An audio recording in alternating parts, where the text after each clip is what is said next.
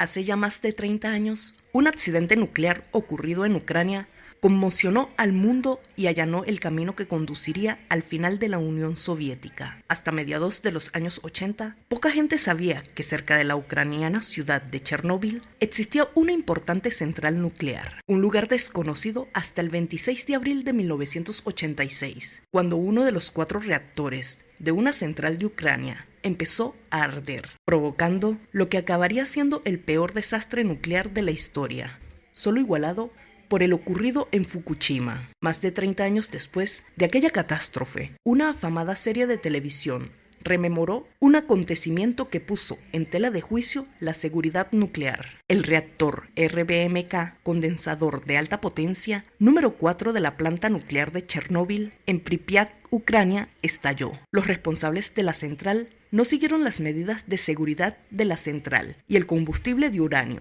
del reactor se recalentó. Aquellas centrales no incluían lo que se conoce como estructura de contención, una cúpula de hormigón diseñado para mantener la radiación dentro de la planta en caso de tal accidente, con lo que la explosión acabaría provocando la dispersión de elementos radioactivos, plutonio, yodo, estroncio y cesio, que contaminaron un área de 142.000 kilómetros cuadrados en el norte de Ucrania, el sur de Bielorrusia y la región rusa de Briansk. Además, los bloques de grafito, utilizados como protección, se incendiaron a alta temperatura cuando el aire penetró al núcleo del reactor, lo que contribuyó a la emisión de materiales radioactivos al medio ambiente. La explosión inicial cegó la vida de 2 trabajadores de la central. Otras 28 personas, entre bomberos y miembros de los servicios de emergencia encargados de la descontaminación, murieron durante los 3 primeros meses siguientes a la explosión a causa de enfermedad por radiación aguda, y otro trabajador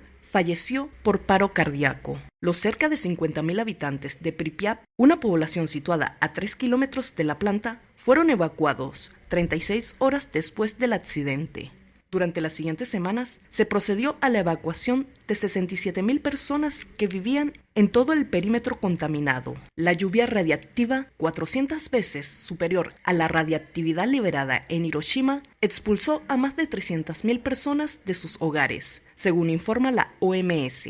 Un estudio llevado a cabo por un centenar de científicos concluyó que la radiación de Chernóbil podría haber costado la vida a unas 4.000 personas en los primeros 20 años después de la tragedia. Sin embargo, según la misma fuente, a mediados de 2005, el número de muertes atribuible al desastre nuclear no llegaba a los 50 casos. Una de las enfermedades más generalizadas entre la población afectada fue el cáncer de tiroides. Poco después del accidente, se documentaron hasta 1.800 casos entre niños de entre 0 y 14 años de edad. La glándula tiroides de los más pequeños es particularmente susceptible al yodo radiactivo, lo que puede provocar casos de cáncer. Los chequeos de salud practicados a los trabajadores encargados de limpiar la central, llamados liquidadores, no han demostrado la existencia de una correlación directa entre la exposición a la radiación y el aumento de otros casos de cáncer u otras enfermedades. Otra cosa son los efectos psicológicos derivados del accidente, que siguen haciendo estragos 33 años después de aquel fatídico suceso,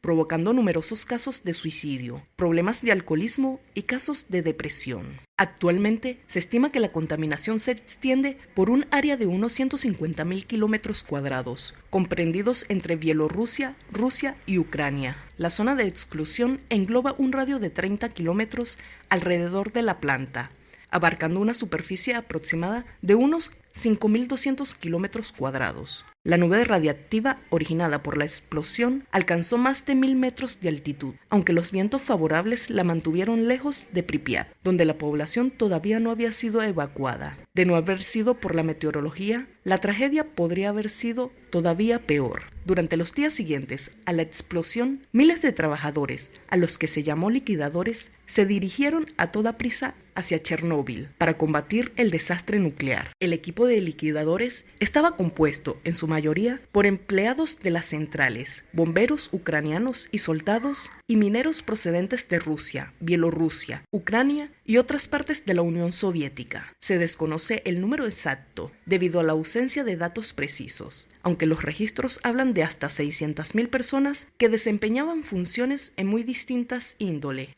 Algunos de ellos se ocuparon directamente de los trabajos de descontaminación, aunque muchos otros trabajaban en la evacuación y la construcción de asentamientos destinados a los trabajadores de las plantas. Los mineros del carbón excavaron bajo el núcleo para bombear nitrógeno líquido y enfriar el combustible nuclear, mientras los pilotos de helicópteros arrojaron 4.500 toneladas de plomo, arena, arcilla y otros materiales para sofocar las llamas y absorber la radiactividad. Un equipo de soldados realizó incursiones cronometradas al techo de la central para limpiar los restos de grafito expulsados por la explosión. Esos 3.400 hombres, apodados irónicamente como biorobots, absorbieron en unos segundos la dosis de radiación de toda una vida. En el año 2000, cuando se clausuró el último de los reactores, se iniciaron las labores de desmantelamiento de la central.